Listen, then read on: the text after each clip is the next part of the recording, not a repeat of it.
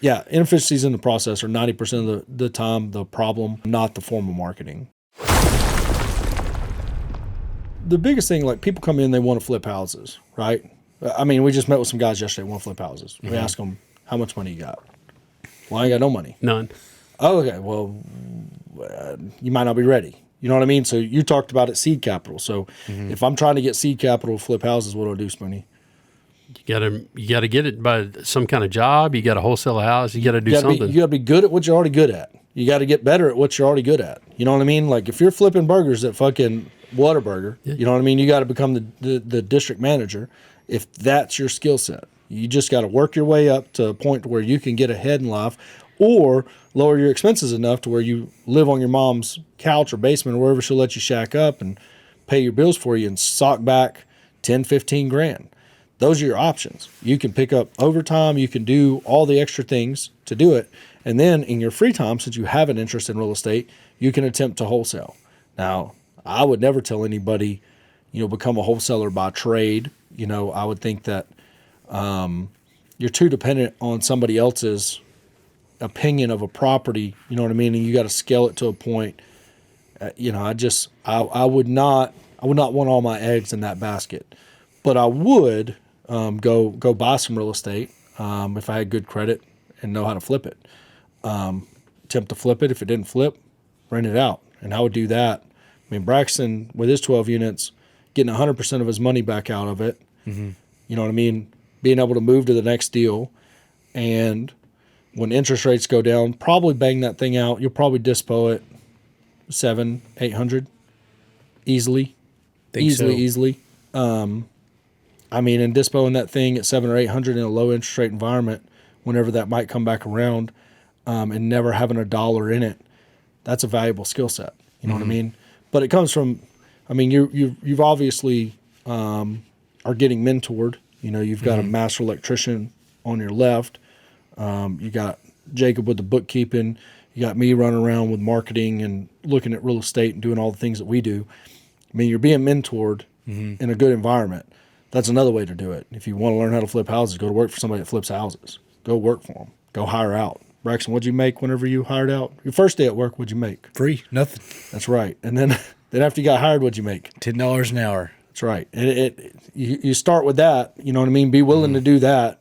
Prove yourself up, and then get more efficient at that. There's a guy that hit me up about marketing. He's sending mailers. He's like, I sent 5,000. I got a 1% response rate and he started throwing KPIs at me. And I'm like, dude, we send 3 or 4 contracts a day on mailers. 3 or 4 contracts a day go out. Your inefficiency that you only got 1 contract out of 5,000 mailers has more to do with your inefficiencies in your process and negotiations than it does with the mailers. You could be doing anything. You could take that money, that same dollar for dollar money, and bog yourself down with an inefficient process, okay? And what do you think that process looks like? If inefficient process? Yeah, the inefficient process. You could single line dialer each one. You go knock at their doors. Right. You take the calls into a place where nothing happens. Yeah. Nobody calls them back. You can just go straight to your phone. Straight to your phone. And then you don't have Probably service. the worst idea. Yeah. So you don't have service, so you don't even know you got a call. At least a Google Voice. So yes. But if it's not texting them back and it's not chatting with them on its own. And keeping them flowing to where you know which ones have been talked to, haven't been talked to. And that's right. And then on the flip side of that, how many people do you think argue over what something's worth? A lot. Not a whole lot, I don't think. I think they do. I think that somebody says, how many people do you think don't even make an offer? Give them a pop quiz about the house. Oh, you mean the people trying to buy it that argue? Yeah. Oh, tons of, all of them. Yeah. So they give them, they start with a pop quiz. Mm-hmm. After they pop quiz them for 30 minutes, you know what I mean? Right. They've talked themselves out of doing the deal, but at that point, they've listened to this person tell them all this negative shit about the house. They're already out of it. Or they build it up the whole time, and they're going to end up trying to overpay for it when it's like you believe the seller more than you believe your own eyes once you're there. Yeah. It's like, and you have some, and then so maybe they get to a point where they talk about price. Mm-hmm. Seller wants 130. They're at 70. They're going to probably tell the seller what? Try to talk them out of it, tear it down. Yeah, you're wrong. You're wrong. Disagreement. You're wrong. You're an idiot. Your house is never going to be worth 130. Do you ever argue with that? Mm-mm. Never. I agree with you. I'm with you. I hear you. Yeah, no, I can see that. Yeah, I'm with you. Like, I got you. But here's my situation. Here's why my offer is what it is. Build value my offer and get back in and control the call. I would say those inefficiencies, and then let's say they do get an agreement on price. Do you think they send the contract? Probably not. They're probably not sending a contract. They're probably not asking for the email and sending the contract.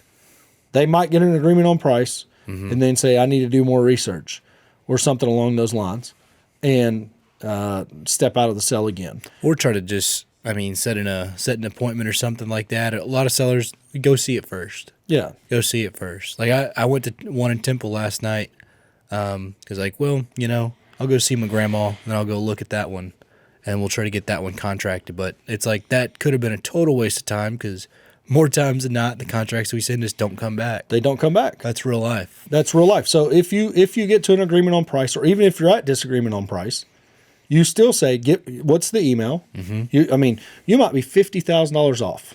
Do you still ask for an email address? Absolutely. And we put the offer in front of them in writing. Everyone gets a write-up. Everyone gets a write-up. So they get the write-up. So we're sending them a contract, okay, even if we're in disagreement on price. And then once they know you're serious, they might call back and start picking at the contract. They won't even pick at the price. They'll pick at bullshit on the contract. Now you know that they're what's interested. What's earnest money? What's this? What's that? And so then they sign the contract. Now what? Now we go see it. Now we're in negotiations. Now we go down and look at it and decide what we're going to pay for it. You know what? Richard Shelton had a good Facebook post on that. After his event, he said, I got off topic or whatever. He said, the sale is different from the negotiation. The sale is the agreement. The negotiation is more the terms. Yes. It's like, that's the simplest way of looking at it. It's like, one is very different than the other. Completely and different. The sale has to happen first. The sale has to happen first, then you negotiate. Mm-hmm. I had the process wrong. When me and Spoon started working together, we did everything inefficient. We bulldogged our way through it. Once we got in sales training, once we got serious about it, and I'm not even going to say that we role play efficiently, right? We role play fucking around, but we don't role play efficiently. And we built out sales processes for leasing. We've built out sales processing for buying, selling.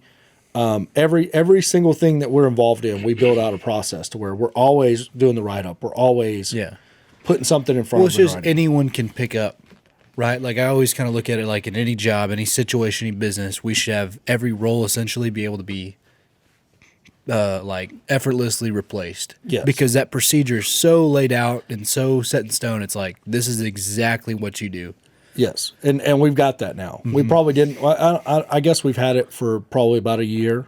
We've been pretty consistent about it, and we get more efficient at it every day. But, your form of marketing is not going to be why you're not doing deals. Right. It's going to be inefficiencies in your process 90% of the time, because any form of marketing, bandit signs, letters, fucking text messages, ringless voicemails, cold callers, all of that, you have to be able to negotiate and close in an efficient manner, no matter what lead comes in and the quality of the lead. You can't waste time on somebody that can't sell. You know what I mean? Mm-hmm. And in the market we're in now, we can shift our offers. And sometimes I think people throw 5 offers at people because they've been hearing, you know what I mean? Like, do you ever make an owner finance offer? Sometimes. Like if we're real farm price and they won't give me their email, I'll say we just take 180 equal payments. Yeah. So at least ask. But always a cash offer first. Yes. And then we move to the owner finance offer if it's something, you know what I mean? If it's a hot area, if it's something we believe in.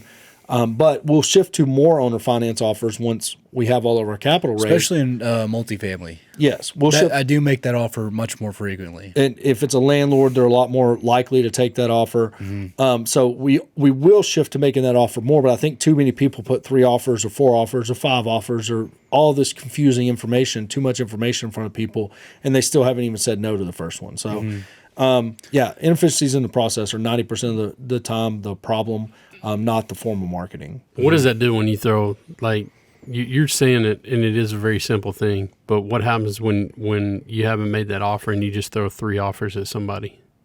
Most of the time you're going to have to educate them on what it means and you're going to confuse them.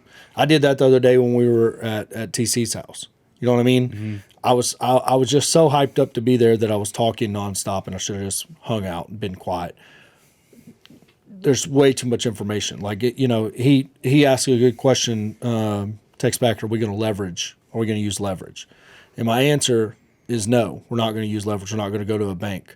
Doesn't mean that we won't owner finance something. You know what I mean? But I didn't breach that conversation in a text message. That'll be something that'll be explained in person. Like sometimes we will on a call or something once we're thinking about doing it for the first time. Yes, we would buy something owner finance and use owner finance as leverage in a situation where it makes sense. But we're not going to be looking to go to a bank. The only time we'll go to the bank at all is to get everybody's capital back out so they're made whole and the fund is just doing keeps riding. Yes. Yeah, paying bills, giving everyone return. That's right. So, I mean, if we look up and we own, we're at somewhere around where we'll be leveraged around 40%. So we've got, $10+ million worth of real estate and only, $4.5 million deployed. We would go leverage that to get everybody their capital back out so we could do the next deal. You know and what I mean? that's a good fund to be a part of too. Cause it's like, well, who's not going to want to be a part of fund two? Yeah. When it's like, I still got equity in this thing with no money in it, so I get a check every month. And didn't have to do anything. Didn't have to sign a personal guarantee or anything on the credit. So, Right. Yeah.